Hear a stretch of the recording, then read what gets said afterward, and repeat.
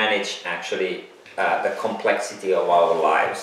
Yeah. And it's much more actually a feeling of being in behind the sledges and being in control, so to say, and being, or more eloquent to put, being in harmony with the life. Yeah.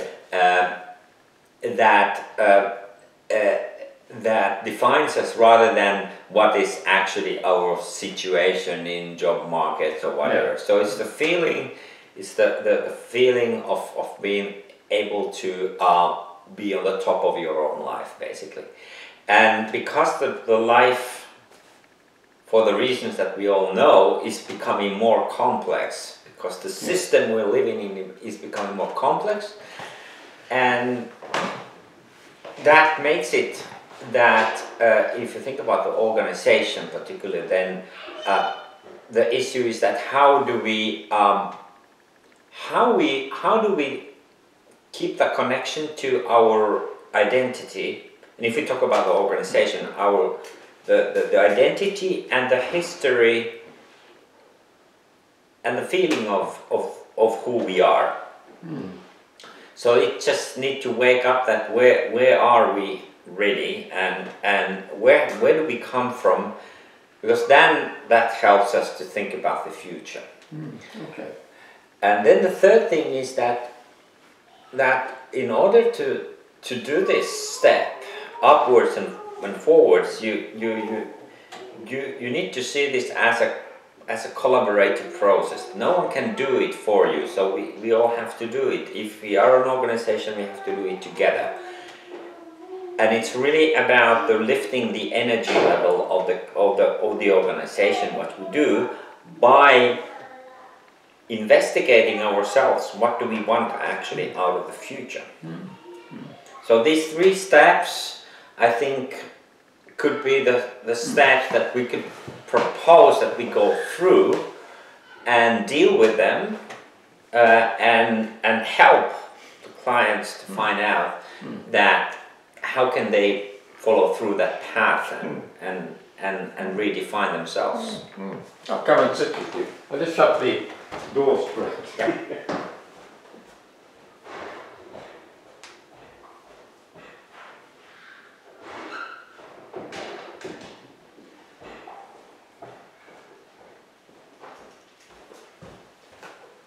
These are life important topics. Too serious? No. Okay, I think it's just quietly running now. I just switched it on before. It should be a red dot. Is there a red dot in the middle at the top? Yeah. Okay. So is it running currently? It's running. Okay. We don't have to do anything. We just ran. Yeah. You just cut it afterwards. Yeah, that's right. We just cut and slice and dice and hopefully come up with something. That's good. Something we can play with. publish. That's right. Okay. So that takes nicely your face there as an object. As an object. Now I've lost all knowledge. I need a square. I see What a about you? square there. Yeah, I tell you what we can do. We'll just switch the thing around, because then we can see if we're getting out of the zone. Oh yeah. Yeah. So that makes it just a little easier. Okay, so let's talk about define that core topic, which was very individually. It's the individually focused topic, and then it leads on to the organisation. Okay, so looking at the individual then, what are we saying that the individual now needs that perhaps in time and history they haven't needed before? Because the time has changed. Well, I think the key thing is to understand in which way the life has actually changed. Because also there are lots of things that still are the same as they always been. But one thing that has certainly changed is the complexity that is prevailing around us. And that is something that we have to deal in our time, and this is something particular that we need to focus on. So with that complexity, does it mean that we sort of lose ourselves in it and lose our identity in thinking who we are, because we've based our identity on what's external to us? Well, I think the issue is that there are more and more impulses coming from outside. And while we can think that that's also a good thing, the bad thing about it is that it takes away easier than before, perhaps, our identity. And so we sort of lose ourselves in the midst of all of these impulses that come to us. So underlying that is the idea that we've based our identity on what's external to us. Well, is that right? It's a part of the issue, and if we are becoming too much overwhelmed what's coming outside, it's obvious that then we lose our internal strength on the way. Yes, exactly. So what I would say is that the only way around that dilemma is to look within inside and say my identity is in here, as opposed to all these explosively changing circumstances that are going around. Right. Yeah. Is that what happens when we have all that explosion of change, that we're forced to go within as opposed to trying to find solutions without? Right, because we often seek actually solution to this to go actually more outside and define what's in there and what's in there for us. Yes. Whereas the tougher challenge is that to go inside ourselves and ask what is really important. Yes, exactly. And have you done that in your own life?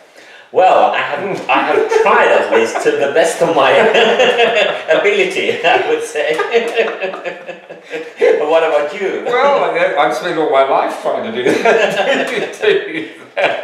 And what have you discovered in the process?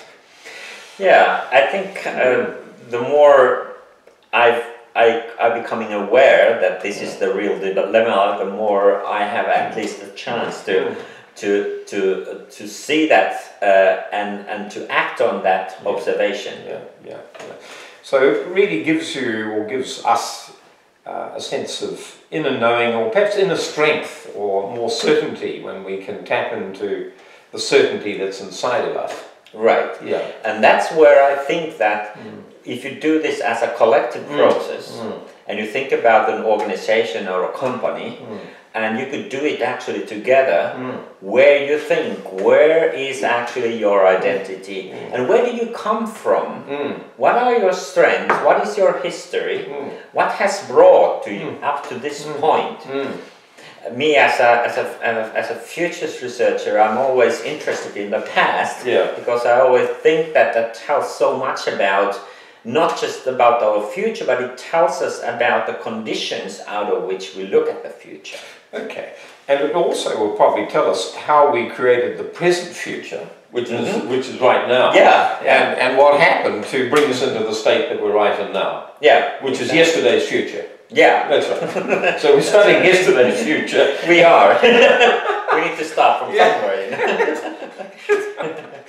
Okay, but I think this collective understanding, say in a company or organisation, that could also apply in a family as well, could it not? Absolutely. Absolutely.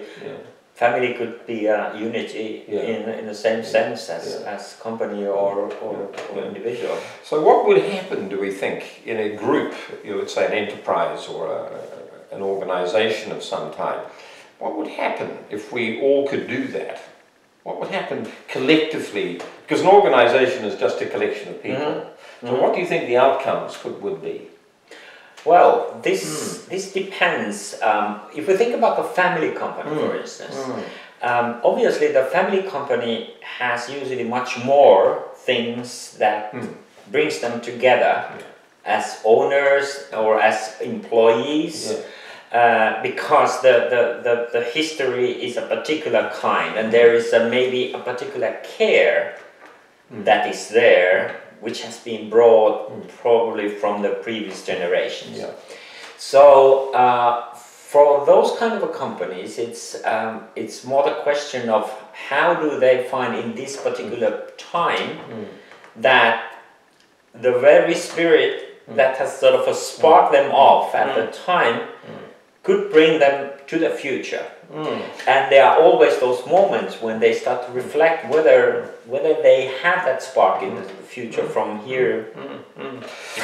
So has that spark historically been these families really wanting to create something good for their current family and future generations? Has that been the driving force, do you think? Or has it been something else? Has it been grander than that? I think that it's a mixture of looking after the life subsistence, looking after the fortunes as well, but also taking care of the next generations. And I think the more generations there comes, the more sort of aware these people become that yes, we are actually not doing this for ourselves, but for the future generations. So what we're really saying here is that we change from being self-interested in the little self to becoming interested in really the external self, which is the larger self, which is our family and community and the society that we're in. Yeah. So it's an expansive process or thinking that's going on. Yeah. There is some interesting research on that says that the level of engagement of individual employees in an organization depends on the level on which they think that they are a part of the future of that particular organization. And if that is true, and that seems to be true, that means that we need to look at this aspect of motivation for the people. And the way to actually increase that part of the motivation is simply to ask, what are we going to do together? What is the future you want? What is the future? So we have a future of probably infinite possibilities. Collectively we decide what we want. Yeah. And then we create it. Then we just create it. Well, sounds simple. But it's... Unfortunately. But I think it's really about the level of intention, and that's of course, which is something that we are here to help, because if you can strengthen the level of intention, that means that there are more chances to actually to attain that future that we have been envisioning. So when we have a level of intention, that would mean, would we move from self-interest to family interest, to community interest, to social interest? Would that be the levels? Yes. Yes. Here comes another important point that you said, which is that actually it's not enough. It seems that the people would be self-motivating while they are building up their own future, or even the organization's future. So there needs to be a larger cause, and of course that would be exactly the material out of which the organization itself finds its future. Yeah, I totally agree with you. There was some very interesting research done, I think, in the 50s about who are the happiest people. And they turned out to be the people who were caring for others. They had an agenda larger than self-interest. And they lived longer, they were happier, they had better health, everything worked much better for them. So really this comes down to quantum science understandings, that the more we recognize that everything is one and connected, then the better it works. Right. Yeah. So there's a scientific basis or understanding behind all this. Yeah, which is interesting, and which is also why we really need to look after these things and see how we can actually find ourselves where we suddenly find a bigger cause that really motivates us. So that bigger cause is really us playing out in a macro sense instead of a micro sense of just looking after number one. Right. The number one becomes a much bigger number one, which is the life around us. Yeah. So the role of a company, if it has been for seeking a maximization of shareholder value, it suddenly switches from that into a much bigger framework of thinking of how do we maximize social value, including shareholder value, including worker value and everybody else, the environment, the society, whatever. Is that correct? Yeah. Okay. I think so. And I think so too, that it's like a wheel that when it starts to run, or like a snowball that starts to run, once you put it on the move, then it starts to expand. And you find actually out of there that there are causes that that were sort of somewhere hidden, but once you start to explore that, you find that, oh yes, this and this needs to be done out there in the world. We can help in realizing that, but sometimes it needs a little bit of the help from the outside to actually to make this snowball going. Well, that's what we are here for, actually. That's right.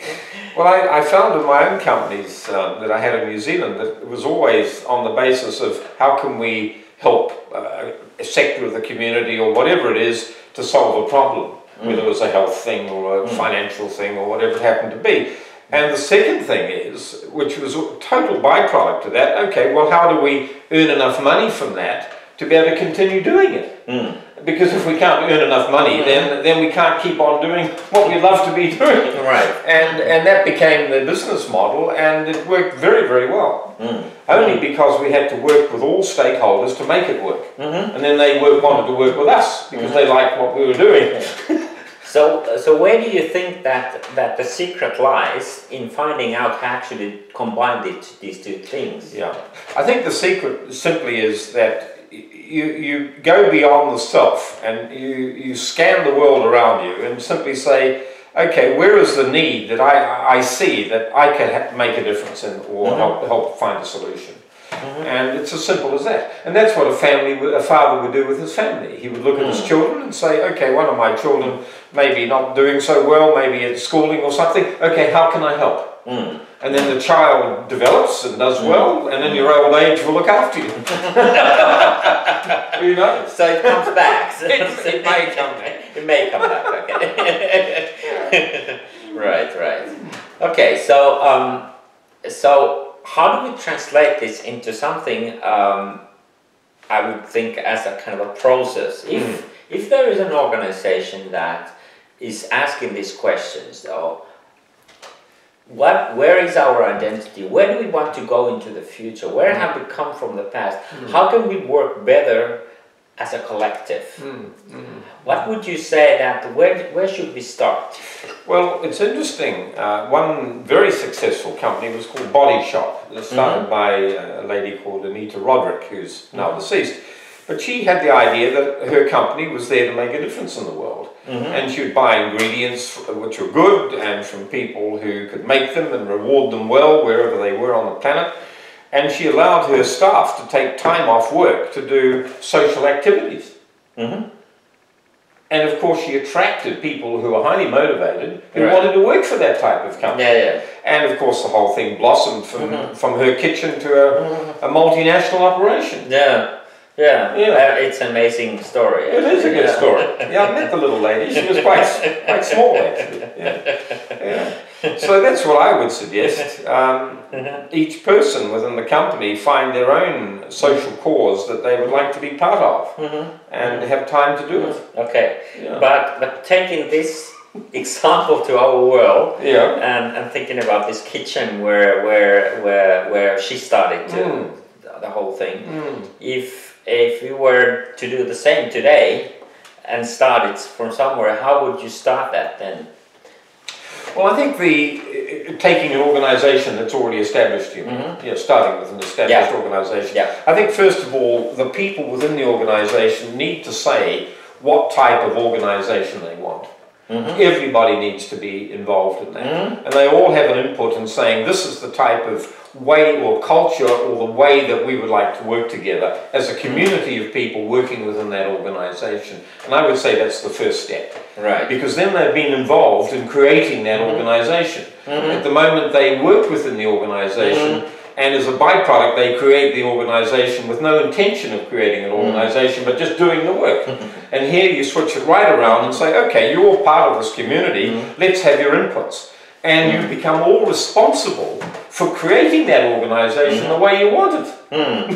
Now Google do that. They have or I think it's Google, or it could be some other company. Each year the staff would write a paragraph about the type of culture they want in the company.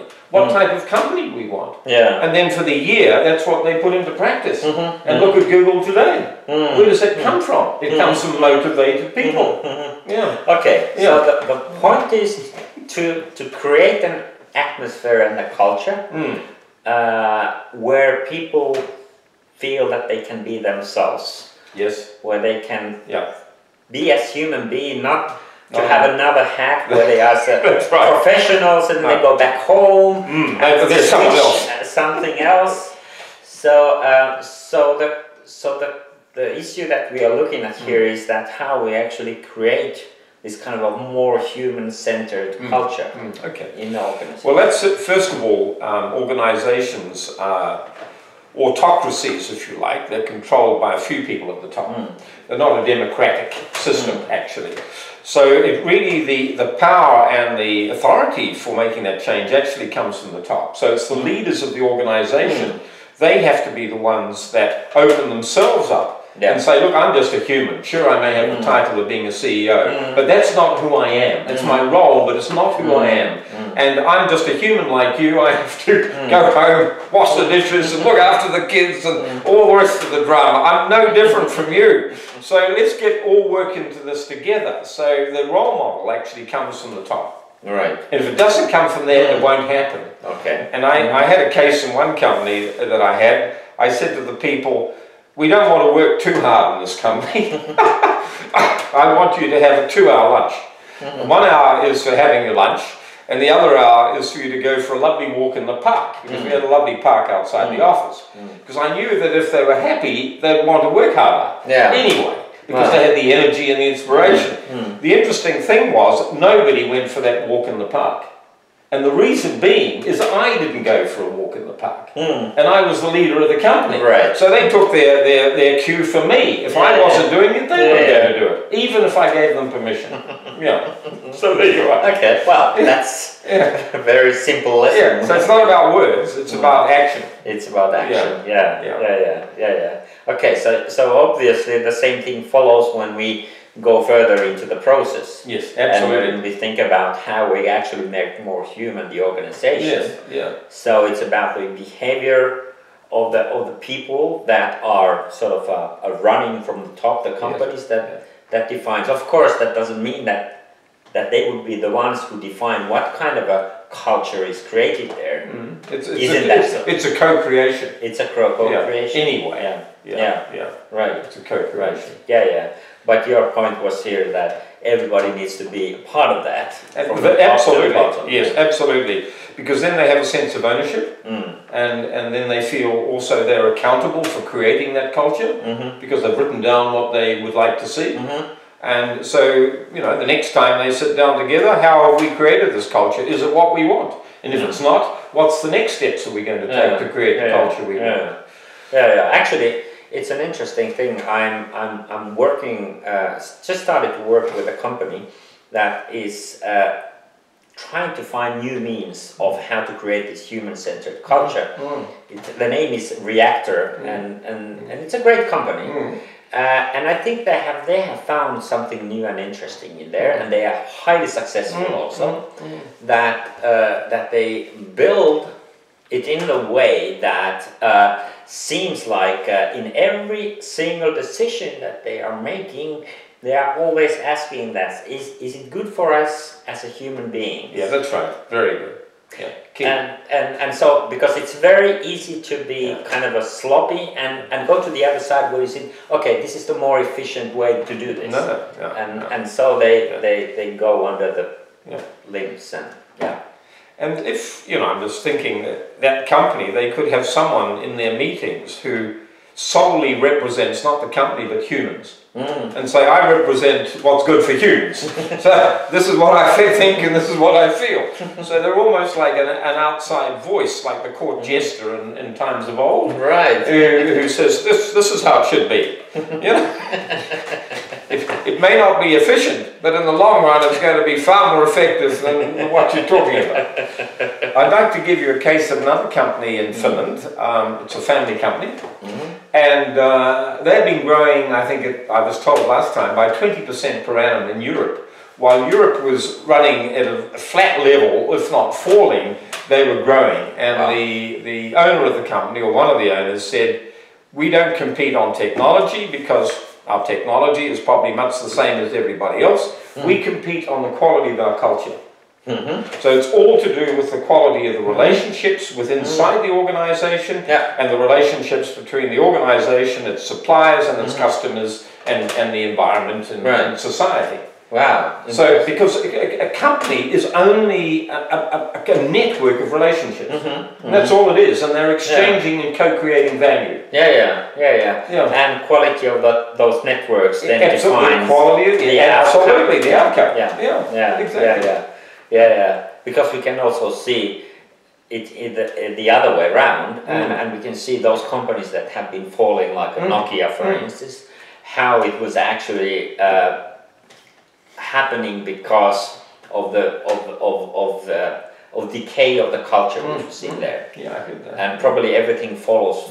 It does from that. Yep, exactly like that. Yeah. If on the outside a company could look fine, and glossy buildings and maybe even good sales and profitability, but if the core is rotten, and a rotten core is one that's interested in its own self-interest and not interested in the whole. Right. And that's the cause of the rot. Yeah. Yeah.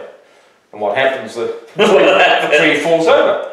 Down the drain. Absolutely. And then it gets recycled. Yeah. All the bits get scattered. Yeah. All the people leave. Yeah. And they get recycled into different organizations. Right. It's the ultimate of recycling, actually. But it doesn't have to be that way, of course. Yeah. Okay. Maybe we've talked about enough. Right. It's getting dark, you see. Bye. Yeah. We'll see what we can clip out of that. Yeah, good. I think. Well, you know how to handle it. I think I do. I borrowed it from the university, actually. Okay. Because I had this one, but the sound wasn't good, and I thought, okay. That looks extremely handy. Well, it's almost too small to be useful because I need little things like this to get around it. I don't know. I just